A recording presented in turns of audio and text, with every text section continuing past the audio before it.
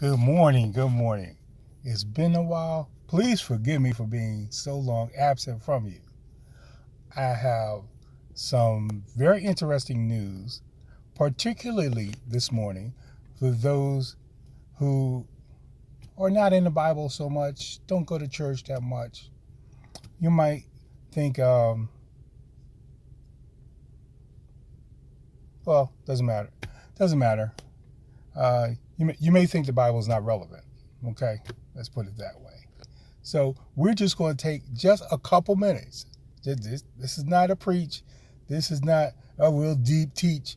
This is just an effort to shed some light on certain aspects of the world you and I live in. Because it's not just physical, it is spiritual as well.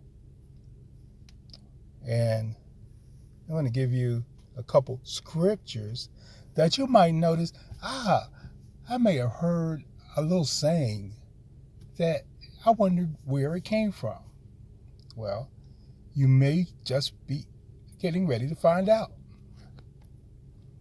We're going to go to the Old Testament, a book called Ecclesiastes, and we're not going to get into the history of Ecclesiastes right now, but we're just going to take a scripture that when I read this the first time, it made me furrow my brow. It made me wonder, are you serious? Is this actually in the Bible? But yet, I'm reading it. Ecclesiastes, King James Version, so you can find it just about anywhere. Hotel room, hospital, they're all over the place thanks to the work of the Gideons. But to the scripture. Ecclesiastes chapter 10, the 20th verse, King James Version.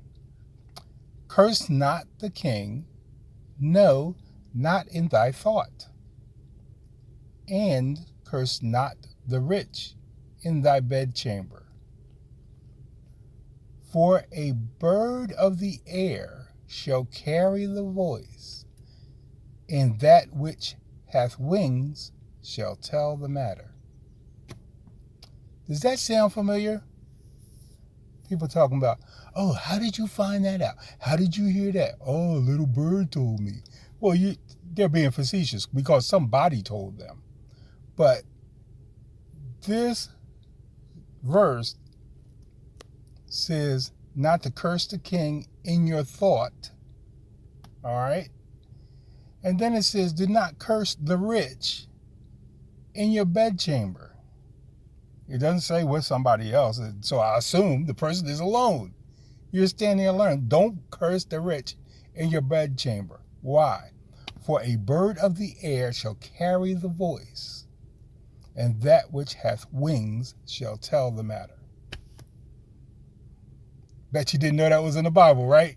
Yeah. When I first read it, I didn't know either. All right, this gets better though. So that's the Old Testament.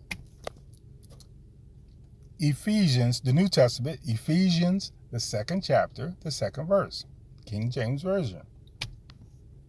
Wherein in time past ye walked according to the course of this world, according to the prince of the power of the air, the spirit that now worketh in the children of disobedience. Now, let's just take a look at this for a minute. Let's start at the back and work back to the front of the verse. Children of disobedience. Well, what spirit works in the children of disobedience? Well, according to the Bible, it's the enemy. It's the evil one. Okay, because they're the children of disobedience. So that spirit works in the people who are disobedient. All right, who is also called the prince of the power of the air. Well, now, if we put two and two together, we might actually identify the little bird that is carrying the voice that is cursing the rich in your bedchamber. Yeah, it's the evil one. The one that loves to cause trouble. the one that loves to disrupt things, the imitator, the duplicator, but never the originator.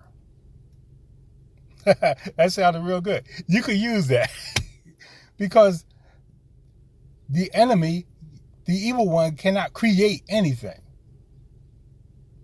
because he is created. He is a created being. And so he mimics, but he does not create. He is not all powerful. He's not all knowing. So that's why we need to be careful about the words that come out of our mouths. Because when you, created in the image of God, speak, you give the atmosphere, which the enemy is roaming around in, opportunity to take those words and use them against you. So this has gone longer than I thought it would, but hopefully it has given you much food for thought. Ecclesiastes, the 10th chapter, the 20th verse, and Ephesians, the 2nd chapter, the 2nd verse. Have a great day on purpose. Walk in God's love. Bye-bye.